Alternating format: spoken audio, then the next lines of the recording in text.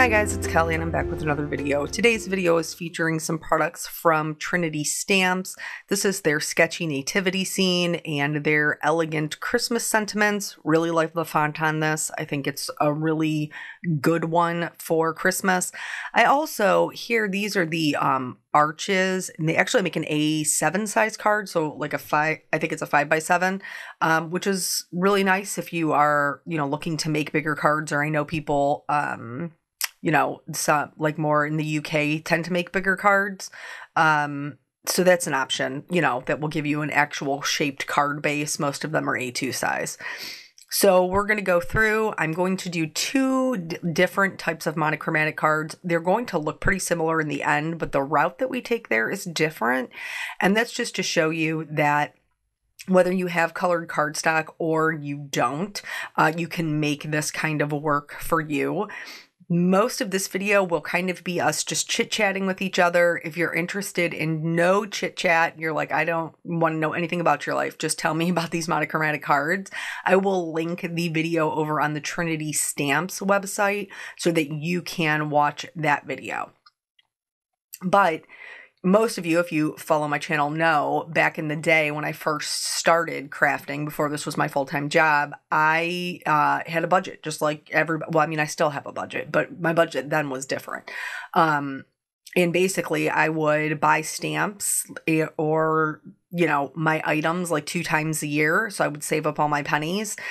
And I never wanted to spend the money on colored cardstock. Not that it's not beautiful. It was just a consumable that I didn't invest in. I chose instead to invest in my inks so that I could create my own backgrounds. And like any color that I wanted or needed, I would be able to do that. And so I invested in my Distress ink collection. And so I'm going to be doing one of these. This is the one you see here with me embossing the white on white. I'm going to do an emboss resist with the Distress inks. And then the other one, we will be embossing the white on a peacock colored cardstock from Hero Arts, which will act as a base. If you have colored cardstock, maybe you don't enjoy ink blending, I could totally understand that. Then you could use a colored cardstock, which will get you to a darker kind of card a little bit faster. There are just like 1 or 2 things that would be the difference between the two, and I'll kind of point those out as we go. Also, the other thing is I need you to bear with me because Ohio is having some crazy weather. I think I told you guys this a little bit earlier in the week.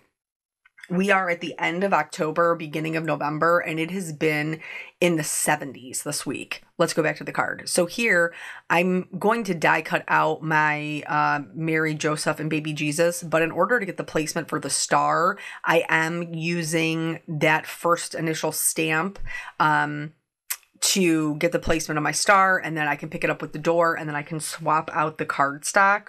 So that way, I can stamp it where it needs to go without having to guess whether or not my die cut is going to fit around it. So that's why the 2 pieces. If you wanted to do this as one layer, you totally could. You would just do both of the stampings on one cardstock, do your ink blending on there, and then add the shading like we'll do a little bit later. So here's the color that I chose. You guys know blue is my boyfriend, but you could do this in a variety of colors. You could do this in a teal, a dark green, a purple, like a really deep like eggplant. That would be really nice.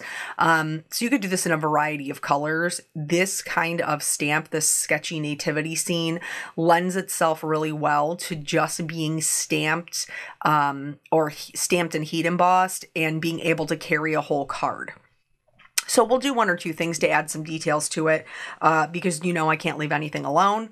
But just doing the ink blending, in the little, we're going to do it like in the halo, kind of keeping it a little lighter in the center to draw the eye, and also a little lighter around the star. So you'll see me doing that. I am going to speed this up here in just a little bit because ink blending takes me a while, takes a long time. And I'm sure that while you guys love listening to me just rant and chit chat about my life, You probably don't want to have to watch all of the ink blending that I am going to be doing. So I will speed it up here in just a little bit. So, like I said, it's been in the 70s. It's been crazy weather. Tomorrow is Halloween, and we are supposed to, again, be in the 70s, but it's the only day that they're calling for rain. Ugh. And I'm just so hopeful, like, please, please, please, just push it back. Just push it back until after 8.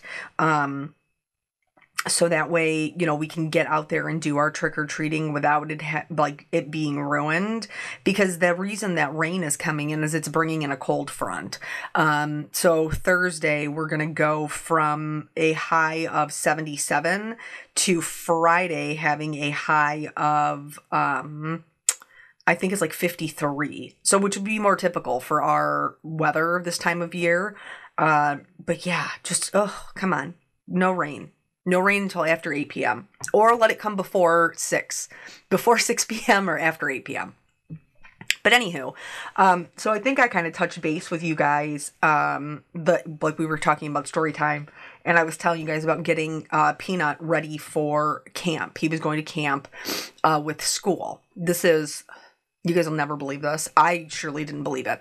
So they do a camp where it's just like a couple of days. When I went to camp when I was a kid, it was a whole week long, and which didn't bother me any. Because I was a much more independent child. But my sister, my middle sister, when she went to camp, she ended up calling home like the first night crying and being like, come get me. And my mom was like, see if you can just write it out another night. And then she did end up adjusting and being fine. I don't even recall calling home to be like, hey, I'm alive, to be honest. But, everybody's different. So my kid is like I don't like to do new things kind of kid. He's very hesitant to do them. So we were already in a situation where from the very beginning, he was pretty adamant that he didn't want to go. And we try, like, even though his dad and I are no longer married, between the three of us, my husband, my ex-husband, and myself, like, we do try to make sure that he's doing things that will help him to build character. Even if it makes him just a little bit uncomfortable to start, he usually does end up having a really good time.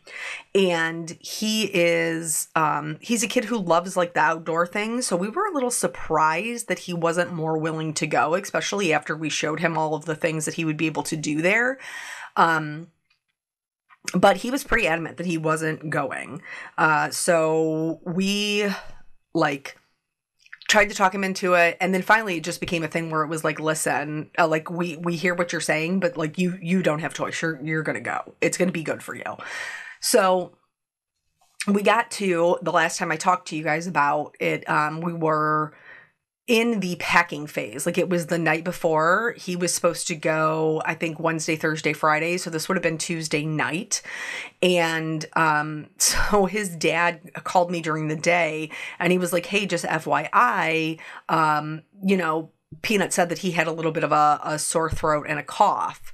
Now, I don't know if all of you are I believe my child. It's not that I think he's a liar, but I do think, maybe sometimes he can over exaggerate, like some kids can. So I was like, oof, okay. But now there's that, like, do I send him even if I think he's sick, or do I not? Like, do I expose all those other kids? Like, what do I do? What do I do? So at this time, it's probably like 11 o'clock in the morning when my ex-husband called me. Peanut is at school. So he's not that sick, right? But anyway, so I call his pediatrician and I'm like, hey, listen, let's talk about this. So we're with the Emboss Resist. I'm just taking a paper towel, just slightly damp, especially with distress inks. You don't want it to be super wet at all because you will pick up the ink or you will make an imprint with the ink. But I'm just going, you can even do a dry one, just going right over top of it and just cleaning the ink off of the white so that it's a really bold white impression. And then I'm going to do the same thing, the same type of halo application, but obviously with my lightest color, I don't need to put down as much ink because I already have the colored cardstock that I am working with. This Salty Ocean that I'm putting down really is just like the prep phase to make sure that all of the other ink is going to go on smoothly, and it's going to have like a little bit of moisture to work with. So anyway, I'm like, okay, so I call this pediatrician and I'm like, hey, this is our situation. Do you guys have a same day sick visit that I can get him in? And they were like, yeah, we have an appointment. I think it was at like 4:00 or something. Okay, perfect. So he gets home from school and I'm like, hey, we're going to the doctor at 4:00. And he was like, what? Why? And I was like, well, because your dad said that you might be sick and I can't send you to camp if you're sick. So I need to know. So he was like, all right, what? He's like, I didn't feel that bad or whatever. And I'm like, okay. So now and he's like, well, they're going to give me shots. And I'm like, what would they give you shots for? And he was like, well, because I think that I'm due for some or something. And I was like, don't think they're going to do that for just a sick visit, buddy, which they didn't. So anyway, we go, they check him out, they do a strep test. And she was like, no, strep test is negative. I don't see anything that is cause for concern. It might just be some like post-nasal issues because he does have a lot of allergies just like me as I'm sniffling in your ear through this voiceover. So then she was like, no, you're good to go. I'm like, okay, cool. We got it checked out. We did the responsible thing. Now we can move on. Let's talk about what's going to happen here next. So now these are both cleaned off. One you can tell is a little bit lighter because we started with the white base, and one is a little bit darker because we started with the blue cardstock. Here's one of the differences. So here I'm doing some splatter with just some clean water, and you're going to see at the top one will bleach out to more of a white, where at the bottom that won't happen. It'll still move the pigment, like the ink that we put down, and make it a little bit lighter, but it's not going to be white like the one at the top is, like where you can see those bleach spots. On the other hand, here where we're adding in the perfect pearls, you will be able to see it on both of them, but you'll be able to see it better on the blue cardstock because that card is a little bit darker. And so the contrast that it's created between the perfect pearls and the darker colored cardstock helps them to show up, helps those stars to show up a little bit better. So just, something to consider depending upon what kind of look that you're going for. And if you're making multiples of these, you may want to go with colored cardstock because it's not going to be as much work to get the desired result versus if you're, maybe you have more time, but you don't have as much, as large of a budget. Maybe you want to go with the white cardstock and then do it with your ink blending. All going to be up to you and what you want to do. And like I said, if I was making bulk of these, I would not do the die cuts. I would only I would stamp them all as one, because then they would be flat for mailing and I wouldn't have to worry about doing 2 panels. So here you can see that this is how they'll be when they go together. But before that, we're going to do a little bit of shading to the die cut. These types of stamps, the way that they're drawn with kind of like less detail, I think that's really nice, especially if you're going to be, just stamping and heat embossing. One of the things that you can do, you can obviously go in and color this like you would color it, anything else. That is an option. But one of the things that you can do, especially like if you're trying for this monochromatic look, is to just add the shadows with the same color ink. So it helps to give that depth and dimension, but it doesn't require a ton of work or a ton of markers that you have to own on our part. So here I'm just going through, and again, I'm trying to add the shadows as if, the lightest part is going to be the baby Jesus, like the light shining on the baby Jesus. So that's how I'm choosing to add my shadows. And I am starting with my darkest color. But if you're not comfortable doing that, you can always start with your lightest color, work out to your darkest, and then, work back in from your darkest into your lightest. There's nothing wrong with doing it that way until you get more comfortable. Okay, back to story time. So that night, like we come home, everything is good until it gets close to dinner time. Now we ended up ordering pizza because my in-laws came over for dinner and they were Jelly Bean was with them that day. Our daycare was closed, so Jelly Bean was with them that day, and so they were bringing her back and they were just staying for dinner, so we were just ordering pizza. And right around the time that we were going to eat, like Peanut started saying that his ear hurt and he was having a really hard time, and I could tell that he was tired. And he had told me he didn't get good sleep the night before. So I was like, okay, is he sick? Is he not? Because you know how kids can be when they're not feeling 100%. They do tend to be a little bit more whiny or a little bit more tearful. So I'm like, okay, is it just that you're tired or what? And he was like, no, my ear hurts. And I was like, but we were already at the doctor and they looked at your ears and she didn't see anything. And, then in the back of my mind, I'm thinking like, is it just that you don't want to go to camp tomorrow? Like, what is going on? So, the night kind of, 15, 20 minutes goes by. It's not getting any better. And now we're getting to the point where like things are going to be closed down. So I got online and looked for an urgent care. Unfortunately, the one that was closest to us recently did close down. Let me talk about what I'm doing here.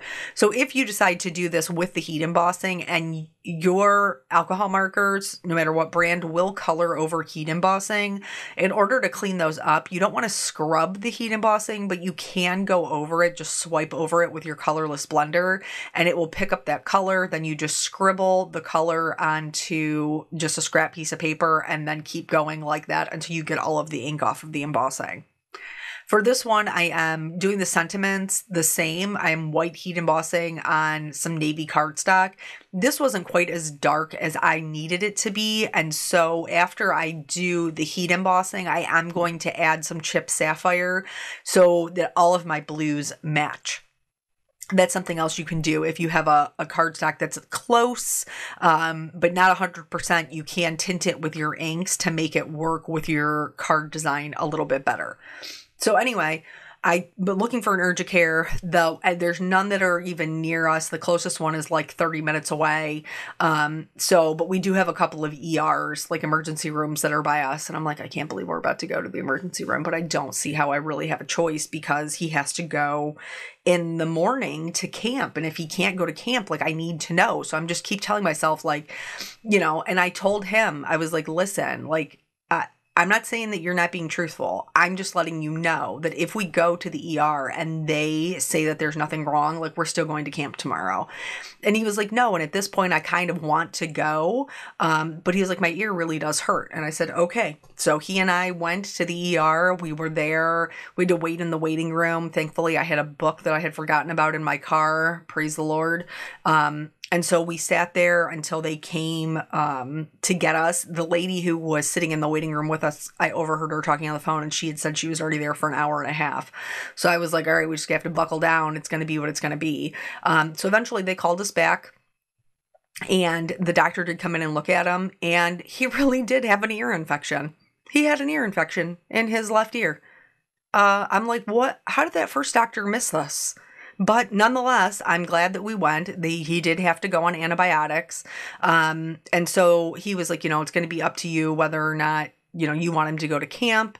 And my thought was like, sometimes when you take medications, like it doesn't always sit right in your system, and antibiotics can cause your tummy to be upset. And I'm like, dude, if that was me, I wouldn't want to be stuck somewhere sharing, a bed and a bathroom and a shower with a bunch of other, people on medication that I've never taken before. So we did just let him stay home, and he ended up, just going to school like regular with the other kids who didn't go. So it was a bummer that he didn't get to go. I did feel bad because I think he would have enjoyed it immensely. But then we went through all of that. And then the next day, once he was feeling better, he had to unpack all of his camping stuff. That was already packed and ready to go. So, yeah, I mean, I guess I am a firm believer, like if God wanted him to go, he would have been able to go. So no camp for us. Here, finishing off the card, these ones are super pretty. This is the Aussie Opal glass rhinestones.